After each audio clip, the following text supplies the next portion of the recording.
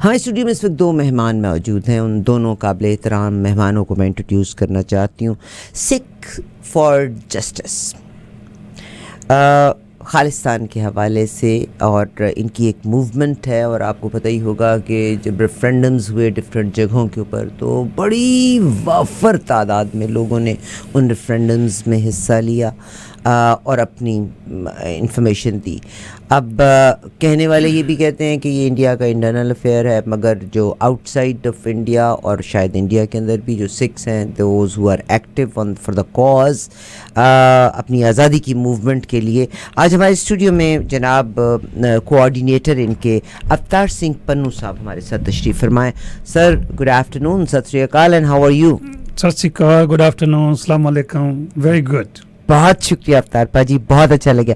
अच्छा, अवतार सिंह पन्नू, आपके एक लॉयर हैं पन्नू साहब, he is also in New York. ये न्यूयॉर्क से है, वो हमारे Sikh for justice legal adviser हैं। अच्छा, ਤੇ ਅਸੀਂ ਮੂਵਮੈਂਟ ਜਿਹੜੀ ਚੱਲ ਰਹੀ ਹੈ ਸਿਕਸ ਫॉर ਜਸਟਿਸ का ऑर्गेनाइजर है, human rights. so the Pannus are leading the this organization. Our legal advocacy. वो भी पन्नू साहब है ना? वो भी पन्नू साहब है, साढ़े लीगल एडवाइज़र है। अच्छा, सिक्स फॉर जस्टिस के। सिक्स फॉर जस्टिस, नाम क्या है उनका? गुरपतवंत सिंह पन्नू। मेरी एक दफ़ा उनसे जिक्र भी हुआ, गुरपतवंत सिंह पन्नू साहब बहुत खूबसूरत बोलते हैं, और आप न्यूयॉर्क में हुआ करते हैं एज ए लॉयर। कंपनी की जो मामलात हैं उनको लुक आफ्टर करते हैं। He was here in the town yesterday. He is here yesterday, yes, he was here, yes.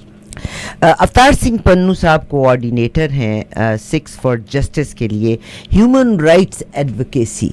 Sir, आपके रेफरेंडम्स का जब जिक्र होता है, इंग्लैंड में आपका रेफरेंडम हुआ, और कहाँ कहाँ रेफरेंडम्स हुए हैं, and what does these referendums mean? सब तो पहलों टीवी चैनल देख रहे सारे भैन भरावां नूं वाहिगुरू जी का खालसा, वाहिगुरू जी की फतेह, सलाम अलैकुम। अज असीं रेडियो वाले नूं ना सत श्री अकाल ना सलाम। अच्छा, कुछ नहीं, सारे नूं ही। मैं कि सिर्फ टीवी वाले नूं, रेडियो ਜਿਹੜੇ सुन रहे ने उन्हां सारे श्रोतियां नूं सॉरी, मैं थोड़ी जी नॉन सीरियस इससे करके आया कि you know what we live life.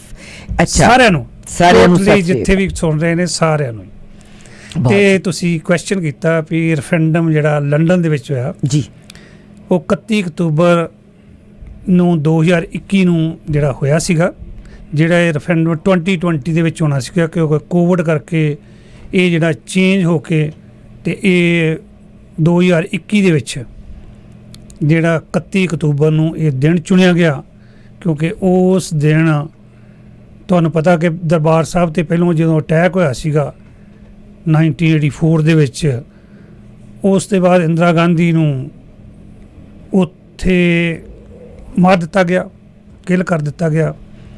ਅਤੇ ਉਸ ਦਿਨ ਨੂੰ ਚੁਣਿਆ ਗਿਆ ਕਿਉਂਕਿ ਉਸ 3 ਦਿਨ ਦਿੱਲੀ ਦੇ ਵਿੱਚ 1 ਨਵੰਬਰ, 2 ਨਵੰਬਰ, 3 ਨਵੰਬਰ ਨੂੰ ਹਜ਼ਾਰਾਂ ਦੀ ਤਾਦਾਦ ਦੇ ਵਿੱਚ ਸਾਡੇ ਭੈਣ ਭਰਾ, ਸਾਡੀਆਂ ਬੇਟੀਆਂ, ਮਾਵਾਂ, ਉਹਨਾਂ ਨੂੰ ਗੈਂਗਸ ਰੇਪ ਕੀਤਾ ਗਿਆ, ਮਾਰੇ ਗਏ, ਗਲਾਂ 'ਚ ਟਾਇਰ ਪਾ ਸਾੜੇ ਗਏ। ਅਤੇ ਉਸ ਦਿਨ ਨੂੰ ਪੰਜਾਬ ਰੈਫਰੈਂਡਮ ਕਮਿਸ਼ਨ ਨੇ ਇਹ ਦਿਨ ਚੁਣਿਆ, ਜਿਹੜਾ ਕਿ ਇੰਗਲੈਂਡ ਦੀ ਧਰਤੀ ਉੱਤੇ ਲੰਡਨ ਦੇ ਵਿੱਚ 31 ਅਕਤੂਬਰ ਨੂੰ ਜਿਹੜੀਆਂ ਵੋਟਾਂ ਪੰਜਾਬ ਰੈਫਰੈਂਡਮ ਦੀਆਂ, ਪੰਜਾਬ ਦੀ ਆਜ਼ਾਦੀ ਦੀਆਂ, ਜਿਹੜਾ ਕਿ ਭਾਰਤ ਨੇ ਪੰਜਾਬ ਦੇ ਉੱਤੇ ਕਬਜ਼ਾ ਕੀਤਾ ਹੋਇਆ, ਉਸ ਨੂੰ ਆਜ਼ਾਦ ਕਰਾਉਣ ਵਾਸਤੇ ਇੱਕ ਡੈਮੋਕ੍ਰੇਟ ਤਰੀਕੇ ਦੇ ਨਾਲ, ਜਿਹੜਾ ਕਿ ਇੰਟਰਨੈਸ਼ਨਲ ਲਾਅ, ਯੂਨਾਈਟਡ ਨੇਸ਼ਨ ਦਾ ਰਾਈਟ ਟੂ ਸੈਲਫ ਡਿਟਰਮੀਨੇਸ਼ਨ ਦੀ ਗੱਲ ਕਰਦਾ, ਉਹਦੇ ਕਾਨੂੰਨਾਂ ਦੇ ਤਹਿਤ ਪੰਜਾਬ ਦੀ ਆਜ਼ਾਦੀ ਦੀ ਲੜਾਈ ਜਿਹੜੀ ਆ, ਜੱਦੋ-ਜਹਿਦ ਜਿਹੜੀ ਆ, ਉਹ ਰੈਫਰੈਂਡਮ ਦੇ ਜ਼ਰੀਏ, ਕਲਮ ਦੀ ਲੜਾਈ ਅੱਜ ਕੱਲ੍ਹ, ਕਿਉਂਕਿ ਵਾਈਪਨ ਨੂੰ ਅਸੀਂ ਪ੍ਰਮੋਟ ਨਹੀਂ ਕਰਦੇ, ਅਸੀਂ ਬੈਲਟ ਨੂੰ ਪ੍ਰਮੋਟ ਕਰਦੇ ਹਾਂ, ਨਾ ਕਿ ਬੁਲਟ ਨੂੰ। ਇਸ ਕਰਕੇ ਅੱਜ ਲੜਾਈ ਹੈ ਕਲਮ ਦੀ, ਅਤੇ ਜਿਹੜੀ ਅਸੀਂ ਵੋਟਾਂ ਦੇ ਜ਼ਰੀਏ ਆਪਣੇ ਭੈਣ ਭਰਾਵਾਂ ਤੱਕ ਗੁਰਦੁਆਰਾ ਪ੍ਰਬੰਧਕ ਕਮੇਟੀਆਂ ਦੇ ਸਹਿਯੋਗ ਦੇ ਨਾਲ ਅਸੀਂ ਆਪਣੇ ਸਿੱਖ ਭਰਾਵਾਂ ਨੂੰ ਬੇਨਤੀ ਕਰਦੇ ਹਾਂ ਕਿ ਆਓ ਅੱਗੇ ਵੋਟਾਂ ਪਾਓ ਪੰਜਾਬ ਦੀ ਆਜ਼ਾਦੀ ਵਾਸਤੇ। ਪਰ ਇਹ ਬਾਹਰ ਦੇ ਲੋਕ ਸਿੱਖ ਵੋਟਾਂ ਕਿਉਂ ਪਾ ਰਹੇ ਨੇ, ਇਹ ਬੜਾ ਵੱਡਾ ਕੁਐਸਚਨ ਆਉਂਦਾ, ਕਿਉਂਕਿ ਸਿੱਖਾਂ ਦਾ 1984 ਦੇ ਵਿੱਚ ਜੈਨੋਸਾਈਡ ਹੋਇਆ, ਬਾਕੀ ਕਿਸੇ ਧਰਮ ਦਾ 1984 ਦੇ ਵਿੱਚ ਜੈਨੋਸਾਈਡ ਨਹੀਂ ਹੋਇਆ। ਇਸ ਕਰਕੇ ਉਹ ਜੈਨੋਸਾਈਡ ਜਿਹੜਾ ਉਹ ਪ੍ਰੂਵ ਹੋ ਗਿਆ। ਪ੍ਰੂਵ ਹੋਣ ਤੋਂ ਬਾਅਦ ਇਹ ਸਾਨੂੰ ਜਿਹੜੇ 20 ਕੰਟਰੀ ਸੀਗੇ, 20 ਕੰਟਰੀਆਂ ਦੇ ਵਿੱਚ ਵੋਟਾਂ ਪੈਣੀਆਂ ਨੇ, ਜਿਹੜੀਆਂ ਕਿ ਆਜ਼ਾਦੀ ਦੇ ਵਾਸਤੇ, ਪੰਜਾਬ ਦੀ ਆਜ਼ਾਦੀ ਦੇ ਵਾਸਤੇ ਜਿਹੜਾ ਕਿ ਭਾਰਤ ਨੇ ਕਬਜ਼ਾ ਕੀਤਾ, ਉਸ ਨੂੰ ਆਜ਼ਾਦ ਕਰਾਉਣ ਵਾਸਤੇ ਰਾਈਟ ਟੂ ਸੈਲਫ ਡਿਟਰਮੀਨੇਸ਼ਨ ਦੀ ਗੱਲ ਕੀਤੀ ਜਾਂਦੀ ਆ। ਅਸੀਂ ਕਿਸੇ ਦੇ ਬਰਖਲਾਫ ਨਹੀਂ ਬੋਲਦੇ। ਸਾਡੀ ਲੜਾਈ ਉਸ ਸਿਸਟਮ ਦੇ ਨਾਲ ਆ ਜਿਨਨੇ ਸਾਨੂੰ ਗੁਲਾਮ ਬਣਾਇਆ। ਭਾਰਤ ਦਾ ਕਨਸਟੀਟਿਊਸ਼ਨ ਸਾਨੂੰ ਹਿੰਦੂ ਦੱਸਦਾ ਧਾਰਾ 25(20) ਦੇ ਵਿੱਚ। ਇਸ ਕਰਕੇ ਅਸੀਂ ਆਪਣੀ ਆਜ਼ਾਦੀ ਦੀ ਲੜਾਈ, ਆਪਣੀ ਹੋਂਦ ਦੀ ਲੜਾਈ ਇਸ ਜ਼ਰੀਏ ਦੇ ਨਾਲ, ਵੋਟਾਂ ਦੇ ਨਾਲ, ਰੈਫਰੈਂਡਮ ਕਰਾ ਕੇ ਪੰਜਾਬ ਨੂੰ ਭਾਰਤ ਦੇ ਕਬਜ਼ੇ ਤੋਂ ਆਜ਼ਾਦ ਕਰਾ ਕੇ ਆਪਣਾ ਦੇਸ਼ ਖਾਲਿਸਤਾਨ ਬਣਾਉਣਾ ਚਾਹੁੰਦੇ ਹਾਂ। ਸਰ, ਬੜੀ ਤੁਸੀਂ ਕਮਾਲ ਦੀ ਗੱਲ ਕੀਤੀ ਕਿ 20 ਮੁਲਕਾਂ ਦੇ ਵਿੱਚ ਰੈਫਰੈਂਡਮ ਹੋਏਗਾ ਔਰ ਅੱਛਾ, ਹੁਣ ਤੁਸੀਂ ਕਿਹਾ ਕਿ ਇਹਦੇ ਵਿੱਚ 6 ਆਊਟਸਾਈਡ ਇੰਡੀਆ ਪਾਰਟਿਸਿਪੇਟ ਕਰ ਰਹੇ ਹਨ। ਇਸ ਆਰਗੇਨਾਈਜੇਸ਼ਨ ਦੇ ਕੁਝ ਮੈਂਬਰ ਇੰਡੀਆ 'ਚ ਵੀ ਨੇ ਜਾਂ everything is been operated outside India? ਇਹ ਸਾਰੇ ਆਲ ਓਵਰ ਵਰਲਡ ਨੇ ਜੀ, ਸਾਰੇ ਵਲੰਟੀਅਰ ਨੇ 6 ਫॉर ਜਸਟਿਸ ਦੇ। ਇਹਦਾ ਅਹੁਦੇਦਾਰ ਕੋਈ ਇੱਡਾ ਨਹੀਂ ਹੈਗਾ ਵੀ ਜਿਹੜਾ ਆਪਾਂ ਮੈਂਸ਼ਨ ਕਰੀਏ ਫਲਾਣਾ ਇੱਥੇ ਆ। ਅਸੀਂ ਕੋਆਰਡੀਨੇਟਰ ਜ਼ਰੂਰ ਕਰਦੇ ਹਾਂ, ਪਰ ਇਹ ਸਾਰੀ ਕਾਨੂੰਨ ਦੀ ਲੜਾਈ ਆ ਅਤੇ ਕਾਨੂੰਨ ਦੇ ਦਾਇਰੇ ਦੇ ਵਿੱਚ ਹੀ ਹੋਣੀ ਆ। ਪੰਜਾਬ ਦੇ ਵਿੱਚ ਸਾਡੇ ਬਹੁਤ ਵਲੰਟੀਅਰ ਨੇ। ਅੱਜ ਤੁਸੀਂ ਪੇਪਰ ਵੰਡਦੇ ਨੇ ਉੱਥੇ ਸਾਡੇ ਭਰਾ, ਅਤੇ ਉਹਨਾਂ ਦੇ ਉੱਤੇ ਕੇਸ ਪਾਏ ਜਾਂਦੇ ਨੇ, UAPA ਲਾ ਕੇ ਅੰਦਰ ਕੀਤਾ ਜਾਂਦਾ। ਪਰ ਜਦੋਂ ਕੋਰਟਾਂ ਦੇ ਵਿੱਚ ਸੁਣਵਾਈ ਹੁੰਦੀ ਆ ਅਤੇ ਕਿਸੇ ਪੇਪਰ ਵੰਡਣਾ ਜਾਂ ਹਿਊਮਨ ਰਾਈਟਸ ਦੀ ਗੱਲ ਕਰਨੀ, ਇਹ ਕਿਸੇ ਕਾਨੂੰਨ ਦੇ ਅੰਦਰ ਨਹੀਂ ਆਉਂਦਾ, ਕਿਉਂਕਿ ਉਹਨਾਂ ਦੇ ਉੱਤੇ ਕੇਸ ਨਹੀਂ ਪੈ ਸਕਦਾ। ਕੁਛ ਭਰਾ ਸਾਡੇ ਛੱਡੇ ਵੀ ਜਾਂਦੇ ਨੇ, ਪਰ ਫਿਰ ਵੀ UAPA ਲਾ ਕੇ ਆਲਮੋਸਟ 6 ਮਹੀਨੇ ਸਾਲ ਜਿਹੜੀ ਆ ਉਹਨਾਂ ਦੀ ਸੁਣਵਾਈ ਕੋਈ ਨਹੀਂ, ਜਦੋਂ एक कानून बना के ला देंगे साढ़े। अवतार सिंह पन्नू साहब कोऑर्डिनेटर हैं और 6 फॉर जस्टिस को रिप्रेजेंट करते हैं, हमारे स्टूडियो में मौजूद हैं।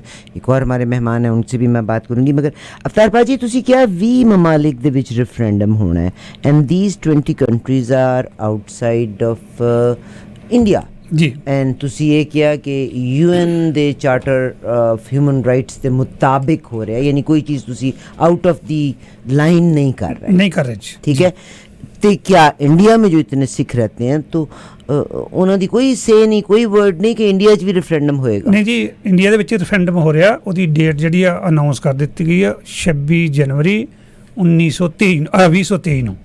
अच्छा, सो आज से 6 महीने के बाद, 6 महीने के बाद जनवरी 26 तरीक रखी गया, जिस दिन इंडिया ने संविधान ਜਿਹੜਾ ਬਣਾ ਕੇ ਸਾਡੇ ਉੱਤੇ ਥੋਪਿਆ ਗਿਆ, ਜਿੱਥੇ ਸਾਨੂੰ ਸਿੱਖਾਂ ਨੂੰ ਕੇਸਾਧਾਰੀ ਹਿੰਦੂ ਲਿਖਿਆ ਗਿਆ।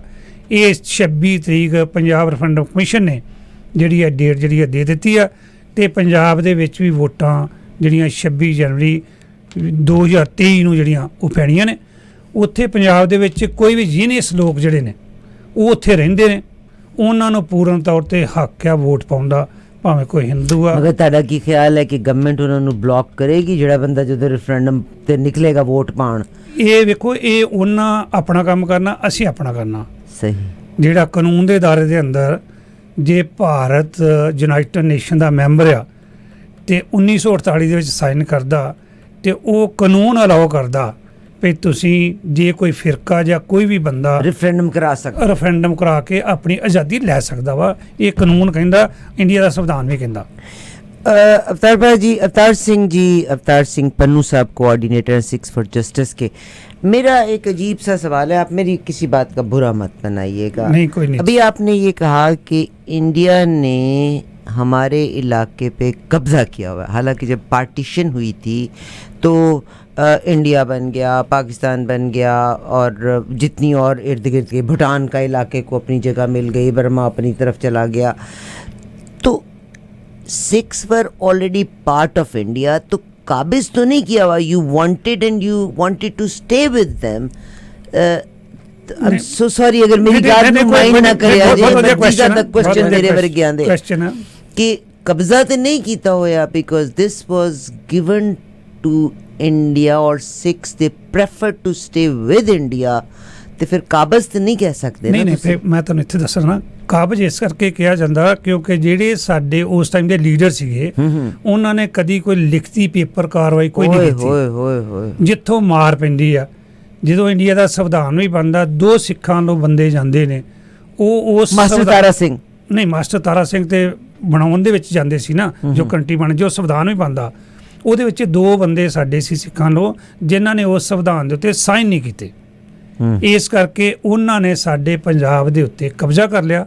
ਸਾਡੀ ਲੈਂਡ ਦੇ ਉੱਤੇ, ਅਸੀਂ ਉਸ ਨੂੰ ਆਜ਼ਾਦ ਕਰਾਉਣ ਵਾਸਤੇ ਕਾਨੂੰਨ ਦੇ ਦਾਇਰੇ ਦੇ ਅੰਦਰ ਰਹਿ ਕੇ ਇੱਕ ਮੂਵਮੈਂਟ ਚਲਾਈ ਵਰਲਡ ਲੈਵਲ ਤੇ, ਜਿਹੜੀ ਕਿ ਅਸੀਂ human rights organisation 6 for justice ਬਣ ਗਈ।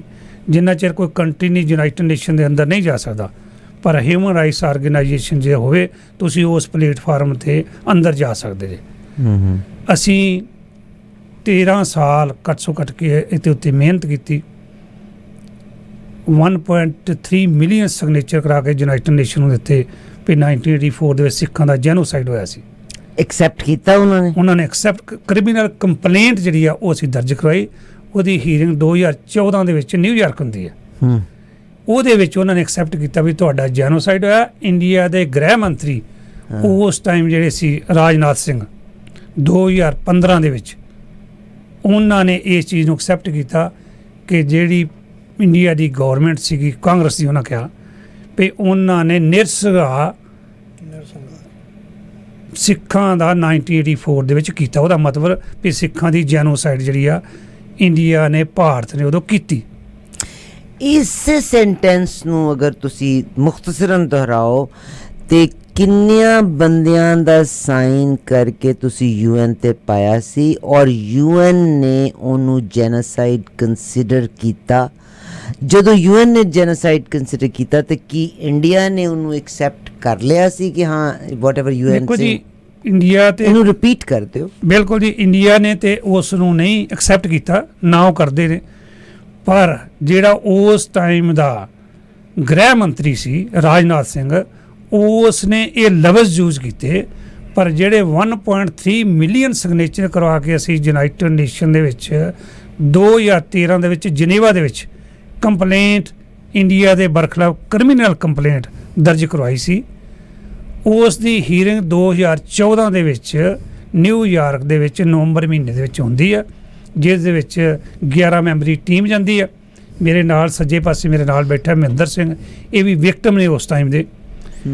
ਤੇ ਇੱਕ ਭੈਣ ਜੀ ਗੁਰਦੀਪ ਕੌਰ ਆਈ ਸੀ, ਇੱਕ ਜਸਵੀਰ ਸਿੰਘ ਸੀ। मेरी उनसे मुलाकात हुई थी जिन्होंने प्राइस पे की थी जी।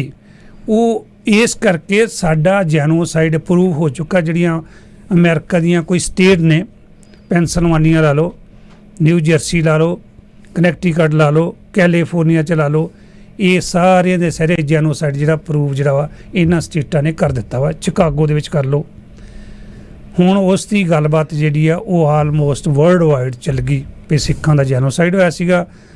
ਅਸੀਂ ਆਪਣੇ ਅਕਾਲ ਤਖਤ ਸਾਹਿਬ, ਜਿਹਨੂੰ ਸਿੱਖ ਕੌਮ ਹਮੇਸ਼ਾ ਸਿਰ ਨਿਵਾਉਂਦੀ ਆ, ਸੁਪਰੀਮ ਪਾਵਰ ਆ ਸਿੱਖਾਂ ਦੀ, ਉਸ ਅਕਾਲ ਤਖਤ ਸਾਹਿਬ ਤੋਂ ਵੀ ਇਸ ਚੀਜ਼ ਦੀ ਮਾਨਤਾ ਮਿਲ ਚੁੱਕੀ ਆ ਵੀ ਸਿੱਖਾਂ ਦਾ ਜੈਨੋਸਾਈਡ ਜਿਹੜਾ ਸੀ 1984 ਦੇ ਵਿੱਚ ਹੋਇਆ ਸੀਗਾ। सिखों की नस्लकुशी लफ्ज़। सो 103 मिलियन सिख्स के सिग्नेचर्स के साथ जिनीवा में 2013 में ये पिटीशन पेश की जाती है। 2014 में यूनाइटेड नेशंस कंसिडर कर लेता है इसको एज ए जेनोसाइड। और अमेरिका की डिफरेंट स्टेट्स का आपने जिक्र किया है कि जहाँ पर इसको जेनोसाइड कंसिडर किया गया। But again my question is कि जिस मुल्क ते बेस कर देने, because they say it's our internal matter,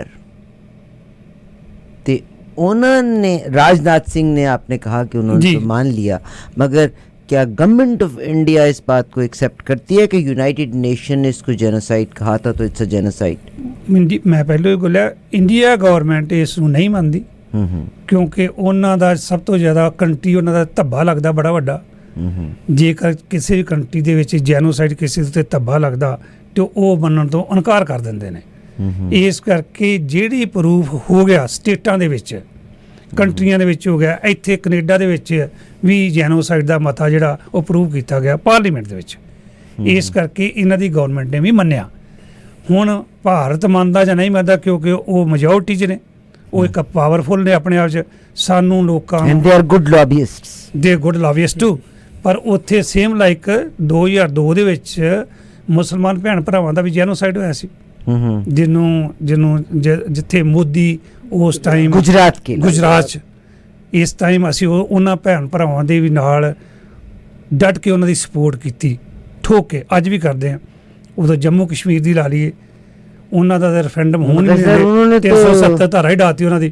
370 अब वो अब आप अगेन आप वहीं पे आ गए जहाँ पे मैं आना चाहती थी कि यूनाइटेड नेशन ने इंटरवीन किया था कश्मीर के हवाले से और रेफरेंडम का कहा गया था। आज अगर हम जम्मू कश्मीर की बात करते हैं तो जम्मू कश्मीर में ये आबादी का तनासब ही बदलने जा रहा है इंडिया जी। ठीक है, तो मुस्लिम्स के लिहाज से जो सिस्टम चल रहा है आपके भी नोटिस में है, बट इंटरनेशनली बहुत सारे जर्नलिस्ट भी गए हैं, उन्होंने ट्रैवल किया, उन्होंने आंखों देखा बयान भी लिखा है, मगर इंडिया एक तो मानने के लिए तैयार नहीं है और नंबर 2 दुनिया को इंडिया की ज़रूरत है। It's a very political situation at the moment और चाइना को टैकल करने के लिए, रशिया को टैकल करने के लिए India is a buffer zone.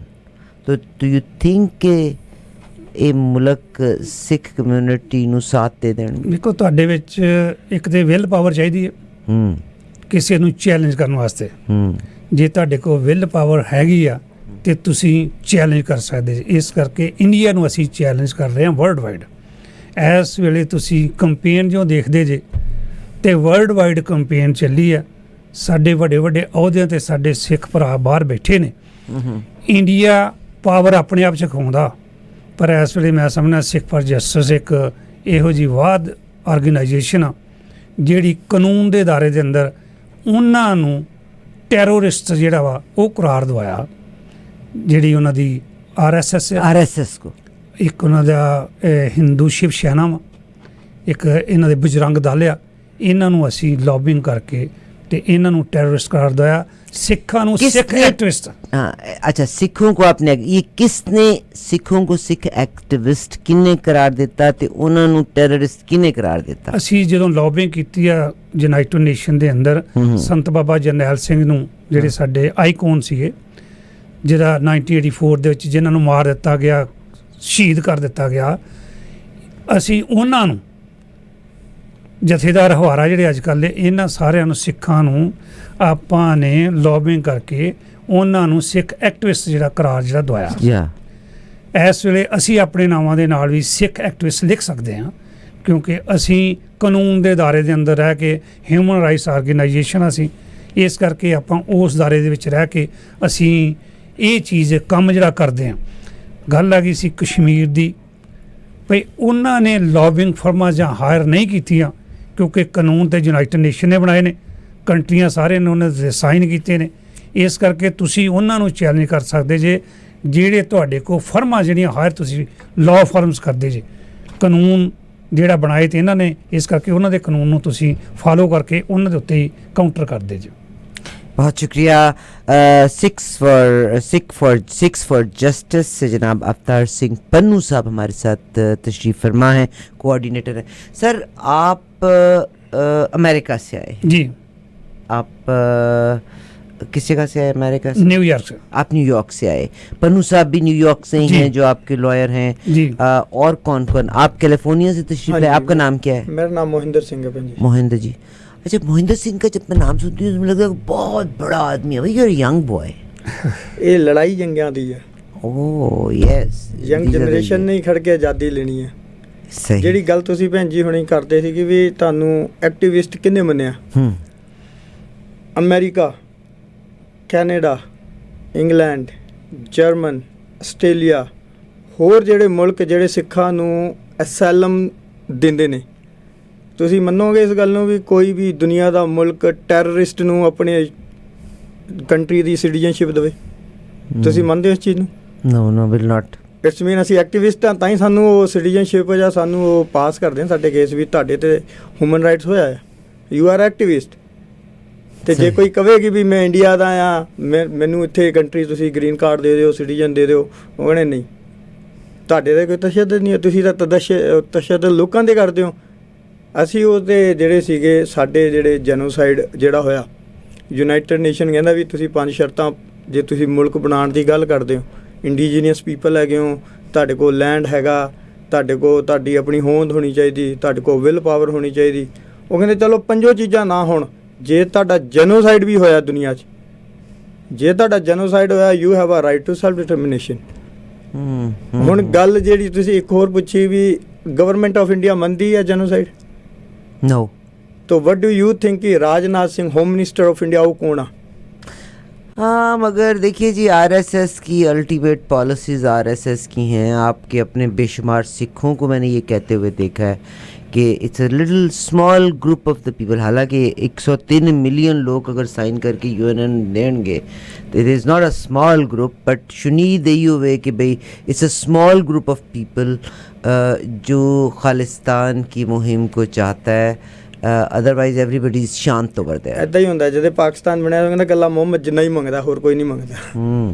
बहुत ਤੇ ਅੱਜ ਕਿੰਨੇ ਪਾਕਿਸਤਾਨ 'ਚ ਰਹਿ ਰਹੇ ਨੇ, बिल्कुल सही, ਉਹ बहुत ਮੰਗਦੇ ਹੀ ਸੀਗੇ ਤਾਂ ਹੀ ਬਣਿਆ। ਉਹਨਾਂ ਨੇ ਕਿਹਾ ਮੈਨੂੰ ਰਮਾਲ ਜਿੰਨਾ ਥਾਂ ਚਾਹੀਦਾ ਆਜ਼ਾਦੀ ਵਾਸਤੇ, ਹਰ ਬੰਦੇ ਦੇ ਰਮਾਲ ਜੇਬ 'ਚ ਹੁੰਦਾ, ਤੇ ਉਹ ਅੱਜ ਆਜ਼ਾਦੀ ਦਾ ਆਨੰਦ ਮਾਣੇ। ਅੱਜ ਸਾਰੇ ਇਦਾਂ ਹੀ ਹੁੰਦਾ ਭੈਣ ਜੀ, ਜਿਹੜੀ ਗਵਰਨਮੈਂਟ ਤੋਂ ਤੁਸੀਂ ਆਜ਼ਾਦੀ ਲੈਣੀ ਹੋ ਕਹਿੰਦੇ ਤੇ 4 ਕੇ ਬੰਦੇ ਨੇ, ਜੇ 4 ਕੇ ਬੰਦੇ ਨੇ ਤਾਂ ਫਿਰ ਗੱਲ ਕਰਾ ਲਓ, ਆਪ ਰੈਫਰੈਂਡਮ ਕਰਾਓ ਤੁਸੀਂ ਤਾਂ ਅੱਗੇ ਹੋ ਕੇ ਕਿ ਭਾਈ ਇੰਡੀਆ ਜਾਓ, 4 ਬੰਦੇ ਨੇ, ਤੁਸੀਂ ਸਾਡੇ ਸਾਰੇ ਮਿਲੀਅਨਸ ਨੇ। ਇੱਥੇ ਪਹੁੰਚੇ ਹੋਏ ਹੋ, ਕੋਈ ਹੋਰ ਕੋਈ ਖਾਸ ਚੀਜ਼ ਹੋ ਰਹੀ ਹੈ? ਪੰਨੂ ਸਾਹਿਬ ਵੀ ਆਏ ਹੋਏ ਸੀ ਤੇ something is happening in Toronto as well.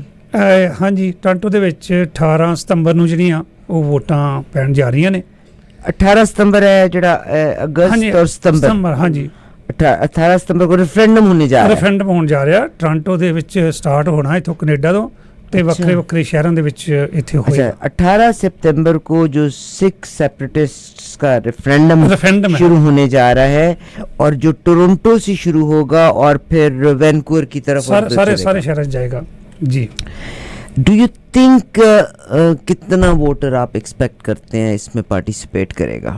ਵੇਖੋ ਜੀ, ਇਹ ਇਦਾਂ ਤਾਂ ਨਹੀਂ ਦੱਸਿਆ ਜਾ ਸਕਦਾ ਹੁੰਦਾ ਵੀ ਕਿੰਨੇ ਕੁ ਲੋਕ ਕਰਨਗੇ, ਕਿਉਂਕਿ ਇੱਥੇ ਜੇ ਮਿਲੀਅਨ ਲੋਕ ਰਹਿੰਦੇ ਨੇ तो टाइम विल टेल कि how many peoples come and vote. अच्छा, गवर्नमेंट ऑफ कनाडा, ये जो रेफरेंडम होगा इसके लिए रूल्स एंड रेगुलेशंस क्या होंगे? क्या इसके लिए बाकायदा बॉक्सेस बनेंगे, मटेरियल छपेगा? How the things will work? It will ਭੈਣ ਜੀ ਇਹ ਸਿੱਧਾ ਸਿੰਪਲ ਹੈ, ਸਟੈਂਡਰਡ ਜਿਹੜਾ ਵਰਲਡ ਦਾ ਆ ਵੀ ਉੱਥੇ ਬੂਥ ਲੱਗਣਗੇ। अच्छा, there would be a commission from united nation PRC, Punjab अच्छा, यूनाइटेड ਰੈਫਰੈਂਡਮ ਕਮਿਸ਼ਨ ਹੈ ਵੀ ਹੈ ਨਾ, ਜਿਹੜੀ NGO ਉਹਨਾਂ ਨਾਲ ਕੰਮ ਕਰਦੇ ਨੇ, ਉਹਨਾਂ ਦਾ PRC ਕਮਿਸ਼ਨ ਆਊਗਾ, Punjab referendum commission. So it would B ਸੁਪਰਵਾਈਜ਼ਡ and ਉਹਨਾਂ ਦੀ ਦੇਖ ਰੇਖ ਦੇ ਥੱਲੇ ਹੋਊਗਾ। ਉਹਨਾਂ ਨੇ ਚੈੱਕ ਕਰਨਾ ਆ ਵੀ ਕਿਹੜਾ ਬੰਦਾ ਵੋਟ ਪਾਉਣ ਆ ਰਿਹਾ ਹੈ। ਉਹਨਾਂ ਨੂੰ ਬੈਲਟ ਪੇਪਰ ਮਿਲਣਗੇ ਜਿੱਦਾਂ ਸਟੈਂਡਰਡ ਵਰਲਡ ਵਾਈਡ ਵੋਟਾਂ ਹੁੰਦੀਆਂ ਨੇ। ਦੇ ਗੋਨਾ ਗੋ ਇਨਸਾਈਡ ਅ ਰੂਮ, ਆਪਣਾ ਵੋਟ ਜਿਹੜਾ ਇਕੱਲੇ 'ਚ ਕਾਸਟ ਕਰਨਗੇ। ਸਿੰਪਲ ਜਿਹੜਾ ਰੈਫਰੈਂਡਮ ਦਾ ਪੋਲੀਟੀਕਲ ਕੁਐਸਚਨ ਉੱਤੇ ਹੋਊਗਾ ਕਿ ਪੰਜਾਬ ਜਿਹੜਾ ਆ, ਜਿਹੜੇ ਪੰਜਾਬੀ ਨੇ, ਪੰਜਾਬ ਭਾਰਤ ਤੋਂ ਆਜ਼ਾਦ ਹੋਣਾ ਚਾਹੀਦਾ, ਹਾਂ ਜਾਂ ਨਾ। ਸਿੰਪਲ ਵਨ ਕੁਐਸਚਨ ਜਿਹੜਾ ਰੈਫਰੈਂਡਮ ਆ ਉਹ ਹੋਊਗਾ, ਉੱਤੇ ਲਿਖਿਆ ਹੋਇਆ ਬੈਲਟ ਪੇਪਰ ਤੇ ਹਾਂ ਤੇ ਨਾ। ਅਸੀਂ ਉਹ ਨਹੀਂ ਗਏ ਕਿ ਇਕੱਲੇ ਹਾਂ ਵਾਲੇ ਚਾਹੀਦੇ, ਅਸੀਂ ਕਹਿੰਦੇ ਹਾਂ ਤੁਸੀਂ ਆਪਣਾ ਡੈਮੋਕ੍ਰੇਸੀ, ਰੀਅਲ ਡੈਮੋਕ੍ਰੇਸੀ ਹੋਣੀ ਚਾਹੀਦੀ ਵੀ ਦੋਵੇਂ ਹੱਕ ਨੇ। ਜੇ ਤੁਸੀਂ ਨਾ ਵੀ ਹੋ नाच पाज। अच्छा, इसमें सिर्फ सिख वोट डाल सकेंगे कि सिख भी और हिंदू भी और क्रिश्चियन जो इंडिया से हैं? नहीं, हिंदू वोट नहीं पा सकेगा। It is only meant for the six. Only for Sikh. ਜਿਹੜਾ ਇੱਕ ਤੇ ਗੁਰੂ ਗ੍ਰੰਥ ਸਾਹਿਬ ਨੂੰ ਜਿਹੜਾ ਮੰਨਣ ਵਾਲਾ ਬੰਦਾ ਹੋਏਗਾ ਉਹ ਆਏਗਾ, ਆਪਣੀ ਆਈਡੀ ਦਿਖਾਏਗਾ। ਹਰ ਬੰਦੇ ਨੂੰ ਆਈਡੀ 18 ਸਾਲ ਤੋਂ ਉੱਪਰ ਜਿਹੜਾ ਹੋਏਗਾ ਉਹਨੂੰ ਪੂਰਨ ਤੌਰ ਤੇ ਵੋਟ ਪਾਉਣ ਦਾ ਹੱਕ ਆ। ਪਰ ਜਿਹੜੇ ਲੋਕ ਪੰਜਾਬ ਨੂੰ ਬਿਲੋਂਗ ਕਰਦੇ ਨੇ, ਜਿਨਸ ਲੋਕ, ਉੱਥੇ ਮੁਸਲਮਾਨ ਨੇ ਕਾਫੀ, ਹਿੰਦੂ ਨੇ, ਕ੍ਰਿਸਚੀਅਨ ਨੇ, ਬੋਧੀ ਨੇ, ਜੈਨੀ ਨੇ, ਸਿੱਖ ਨੇ। ਜਿੱਦਣ 23 ਤਰੀਕ ਆਪਣੇ 26 ਜਨਵਰੀ ਨੂੰ ਵੋਟਾਂ ਪੰਜਾਬ 'ਚ ਪੈਣੀਆਂ, ਉੱਥੇ ਹਰ ਬੰਦੇ ਨੂੰ ਪੂਰਨ ਤੌਰ 'ਤੇ ਆਪਣੀ ਵੋਟ ਪਾਉਣ ਦਾ ਹੱਕ ਹੈਗਾ ਪੰਜਾਬ ਦੇ ਵਿੱਚ 26 ਜਨਵਰੀ 2023 ਨੂੰ, ਜਿੱਦਣ ਉੱਥੇ ਵੋਟਾਂ ਖੁੱਲ੍ਹ ਰਹੀਆਂ ਨੇ। अच्छा, अब एक क्वेश्चन मेरे दिमाग में, मैं आपको ज़्यादा देर तंग नहीं करूँगी। नहीं, कोई नहीं। 18 सितंबर को टोरंटो से रेफरेंडम स्टार्ट होगा और पूरे कनाडा के मुख्तलिफ इलाकों की तरफ जाएगा। अगेन वर्ल्ड और यूनाइटेड नेशन के स्टैंडर्ड के मुताबिक ये उन्हीं कवानीन के तहत होगा। A group from united nations इसको मॉनिटर भी करेगा। इंडिया ये कहता है कि Sikhs are, do they use Sikhs as a Sikh or they consider Sikhs as Hindus? जी, क्या है? According to Constitution of India, ਉਹ ਕਹਿੰਦਾ ਵੀ ਜਿਹੜਾ Constitution of India article 25B, Sikhs are Hindus। ਸੋ ਮਸਲਾ ਜਿਹੜਾ ਆ ਆਇਡੈਂਟੀਟੀ ਦਾ, ਮਸਲਾ ਤੁਹਾਡੀ ਹੋਂਦ ਦਾ ਆ।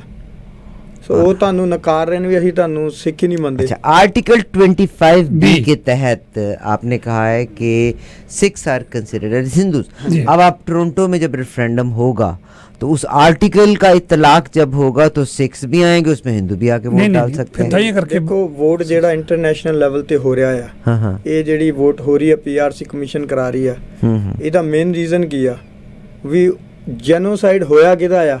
ਹਿੰਦੁਸਤਾਨ ਗਵਰਨਮੈਂਟ ਨੇ, ਗਵਰਨਮੈਂਟ ਆਫ ਇੰਡੀਆ ਨੇ 1984 ਨਵੰਬਰ ਵਿੱਚ ਜੈਨੋਸਾਈਡ ਕੀਤਾ ਕਿਹਦਾ ਆ? ਪੈਰ ਕਿਹੜੇ ਗਲੇ 'ਚ ਪਏ ਨੇ? ਉਹ ਪਏ ਨੇ ਸਿੱਖਾਂ ਦੇ। ਮਾਵਾਂ ਕਿਹਨਾਂ ਦੀਆਂ ਬੇਇੱਜ਼ਤ ਹੋਈਆਂ ਨੇ? ਉਹ ਸਿੱਖਾਂ ਦੀਆਂ। ਸੋ ਜਿਹੜਾ ਮੇਨ ਬਾਹਰਲੇ ਸਿੱਖਾਂ ਨੂੰ सफर कर जिन्होंने सफर किया, ਜਿਹੜੀ ਕਮਿਊਨਿਟੀ ਸਫਰ ਕਰ ਰਹੀ ਆ, ਉਹ ਸਿੱਖਾਂ ਨੂੰ ਉਹਨਾਂ ਨੇ ਬਾਹਰ ਇਸ ਕਰਕੇ ਕਿਹਾ ਵੀ ਤੁਸੀਂ ਬਾਹਰੋਂ ਵੋਟ ਪਾਓ। ਜਦੇ ਉਹ ਰੈਫਰੈਂਡਮ 26 ਜਨਵਰੀ 2023 ਨੂੰ ਪੰਜਾਬ ਦੀ ਧਰਤੀ ਤੇ ਪਹੁੰਚੂਗਾ, ਉੱਥੇ ਪੰਜਾਬ ਦਾ ਹਰ ਇੰਡੀਜੀਨੀਅਸ ਪੀਪਲ, ਭਾਵੇਂ ਉਹ ਹਿੰਦੂ ਵੀਰ ਹੋਵੇ, ਭਾਵੇਂ ਸਿੱਖ ਵੀਰ ਹੋਵੇ, ਕ੍ਰਿਸਚੀਅਨ ਹੋਵੇ, यानी पंजाब में everybody will vote। Yes, because ਉਹ ਇੰਡੀਜੀਨੀਅਸ ਪੀਪਲ ਨੇ ਉਧਰ ਦੇ। अवतार सिंह पन्नू साहब और मोहिंदर जी हमारे साथ मौजूद हैं। मोहिंदर जी कैलिफोर्निया से हैं, अवतार सिंह पन्नू साहब न्यूयॉर्क से हैं, कोऑर्डिनेटर हैं सिक्स फॉर जस्टिस के। आप दोनों का बहुत शुक्रिया सर, आप का बहुत शुक्रिया। कल आपकी प्रेस कॉन्फ्रेंस थी और कल प्रेस कॉन्फ्रेंस ਦੇ ਵਿੱਚ ਤੁਸੀਂ ਕੀ ਅਲਟੀਮੇਟਲੀ ਡਿਸੀਜਨ ਲਿਆ ਜਾਂ ਕੀ ਇਨਫੋਰਮ ਕੀਤਾ ਇਸੇ ਜਿਹੜਾ 18 ਸਤੰਬਰ ਦਾ ਰੈਫਰੈਂਡਮ ਹੈ ਇਹਦੇ ਬਾਰੇ? ਬਿਲਕੁਲ ਜੀ, ਕੱਲ ਪ੍ਰੈਸ ਕਾਨਫਰੰਸ ਇੱਥੇ ਹੋਈ ਸੀ ਟੋਰਾਂਟੋ ਦੇ ਵਿੱਚ, ਜਿਹਦੇ ਵਿੱਚ ਅਸੀਂ ਸਾਰੇ ਮੀਡੀਆ ਜਿੰਨਾ ਵੀ ਮੀਡੀਆ ਲਾ ਲਓ, ਪਾਕਿਸਤਾਨ ਦਾ ਲਾ ਲਓ, ਇੰਡੀਆ ਦਾ ਲਾ ਲਓ, ਪੰਜਾਬੀ ਮੀਡੀਆ ਲਾ ਲਓ, ਕੋਈ ਕੈਨੇਡੀਅਨਸ ਮੀਡੀਆ ਲਾ ਲਓ, ਅਸੀਂ ਸਾਰਿਆਂ ਤੱਕ ਪ੍ਰੈਸ ਰਿਲੀਜ਼ ਕੱਢੀ ਸੀ ਵੀ ਇੰਨੀ ਤਰੀਕ ਨੂੰ ਪ੍ਰੈਸ ਕਾਨਫਰੰਸ ਹੋ ਰਹੀ ਆ ਪੰਜਾਬ ਰੈਫਰੈਂਡਮ ਵਾਸਤੇ, ਜਿਹੜਾ ਅਸੀਂ ਸਟਾਰਟਿੰਗ ਵੋਟਾਂ ਜਿਹੜੀਆਂ ਵਾ ਉਹ ਕੈਨੇਡਾ ਦੇ ਵਿੱਚ ਕਰਨੀਆਂ ਨਾ। ਇਸ ਕਰਕੇ ਹਰ ਇੱਕ ਨੂੰ ਓਪਨਲੀ ਸੱਦਾ ਵਾ, ਜੇ ਕਿਸੇ ਦੇ ਕੋਲ ਕੋਈ ਕੁਐਸਚਨ ਹੈਗਾ ਰੈਫਰੈਂਡਮ ਦੇ ਬਾਰੇ ਵਿੱਚ, ਉਹ ਸਾਨੂੰ ਉੱਥੇ ਕੁਐਸਚਨ ਕਰ ਸਕਦਾ, ਕਿਉਂਕਿ ਉਹਦੇ ਵਿੱਚ ਸਾਡੀ ਲੀਗਲ ਟੀਮ ਆਈ ਸੀ। ਅੱਛਾ, ਲੀਗਲ ਟੀਮ ਦੀ ਮੌਜੂਦਗੀ, ਗੁਰਪਤਵੰਤ ਸਿੰਘ ਜੀ ਪੰਨੂ ਆਏ ਸੀਗੇ ਤੇ ਆਪਾਂ ਸਾਰੇ ਆਏ ਸੀ, ਡਾਕਟਰ ਸੰਧੂ ਸਾਹਿਬ ਆਏ ਸੀਗੇ। ਅਸੀਂ ਓਪਨਲੀ ਕੁਐਸਚਨ ਲੋਕਾਂ ਦੇ ਲਏ, ਜਿਹਦੇ ਵਿੱਚ ਕਾਫੀ ਮੀਡੀਆ ਨੇ ਕੁਐਸਚਨ ਵੀ ਕੀਤੇ ਤੇ ਮੀਡੀਆ ਵੀ ਬਹੁਤ ਆਇਆ, ਜਿਹਦੇ ਵਿੱਚ ਅਸੀਂ ਉਹਨਾਂ ਦਾ ਧੰਨਵਾਦ ਵੀ ਕਰਦੇ ਹਾਂ ਜਿਹੜਾ ਮੀਡੀਆ ਉੱਥੇ ਗਿਆ तो उन्होंने क्वेश्चन भी बड़े। तो आपको टफ टाइम पंजाब के मीडिया ने नहीं दिया कि भाई we don't want to support this movement या आपके रेफरेंडम को? So everybody was present there. कुछ मीडिया, मैं कुछ मीडिया कहा, पंजाब इंडिया का मीडिया कोई नहीं है जिहड़ा अपने आप जिहड़ा मोदी मीडिया जिन्हों कहते गोदी मीडिया, वो नहीं है। कुछ मीडिया है पर मोस्टली जिहड़ा वा साडा बिल्कुल साहब, साज़ोबाद 770 को भी बुलाया गया था, मगर क्योंकि हम यहाँ स्टूडियो में मसरूफियत होती है, आप बताइए 3 से लेके 9 बजे तक हम लाइव प्रोग्राम कर रहे होते हैं, टीम के लोग भी होते हैं, हम शामिल नहीं हो पाए थे। तभी मैंने आज आपसे रिक्वेस्ट की थी कि आप अपनी ज़ुबानी आके तुसी पैगाम दे दो। तो it's 18 September referendum in Toronto and it will go all over Canada. ये रेफरेंडम जो है यकीनन पीआरसी कमीशन के तहत होगा और बाकायदा यूएन के रूल्स एंड रेगुलेशंस के मुताबिक होगा। उनकी टीम इसको मॉनिटर भी कर रही होगी। हुण तक किहड़ियां मुल्कां 'च रेफरेंडम हो गया है? हाँ, स्टार्टिंग जिद्दां मैं पहलों कहा सीगा कि इंग्लैंड ਦੇ ਵਿੱਚ 31 ਅਕਤੂਬਰ ਨੂੰ ਜਿਹੜੀਆਂ ਵੋਟਾਂ ਉੱਥੇ ਪਈਆਂ ਸੀਗੀਆਂ, 18 ਸਟੇਸ਼ਨ ਲੱਗੇ ਸੀਗੇ ਵੱਖਰੇ ਵੱਖਰੇ ਥਾਵਾਂ ਤੇ, और दुनिया बड़ी पहुंची थी, वो हमने कवर किया था। बहुत गुरु ने ਇੰਨੀ ਕਿਰਪਾ ਕੀਤੀ ਜੀ ਕਿ ਲੋਕ ਘਰਾਂ ਤੋਂ ਬਾਹਰ ਨਿਕਲ ਕੇ ਆਏ।